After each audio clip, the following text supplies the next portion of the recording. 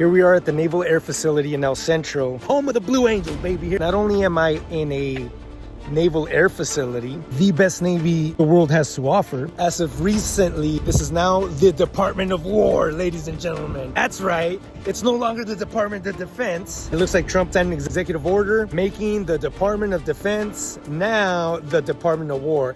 How badass is that, man? I would have loved to serve in the Marine Corps under the Department of War. Department of Defense, okay, but Department of War sounds a lot more sexy. Not only does it sound sexy, it sounds lethal, as it should, because this is the United States of America, and these machines are machines of war. That's, at the end of the day, that's how we keep our defense. Trump calls it peace through strength. We're not here to fucking play games. The U.S. military, my beloved Marine Corps, the U.S. Army, the Navy, the Space Force, the Air Force, all these men and women serving their country in these elite organizations are members of the world's finest fighting force. The world's most elite, most high-tech, superior military in the world. So I think the name Department of War is perfect. I'm pretty sure most, if not all, my combat veterans, a lot of my current veterans, my active duty and retired guys, I'm pretty sure agree with me and think it's freaking badass. Now there might be a hippie or two that think it's too aggressive and we're ruffling some feathers, but it is the military, ladies and gentlemen. So now that it's the Department of War,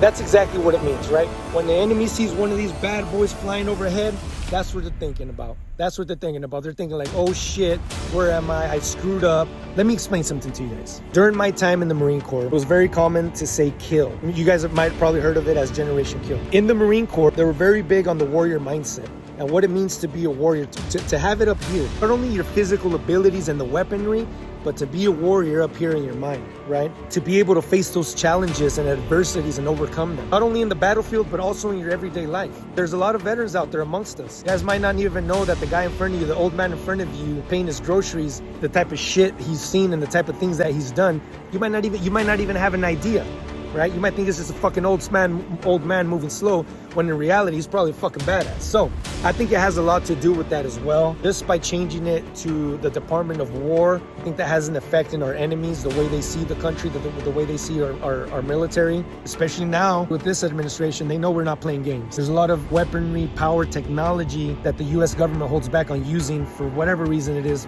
whatever political, reasons. But the Department of War is here, and hopefully it's here to stay. I'm interested to know what you guys think. I'm sure there's some people that got offended over it or think it's too much, too violent maybe. I'm interested to know your guys' thoughts, why you think it's a good thing that it changed to the Department of War, and why you guys think it's not. Those of you guys who think it's too much, too violent, or ruffles your feathers a little bit too much, drop a comment down below. Let me know. Why do you think it's too much? Why do you think it shouldn't be the Department of War? Because I think a lot of Americans like myself, I think it's super badass. Imagine being Pete and his business card saying the Secretary of War.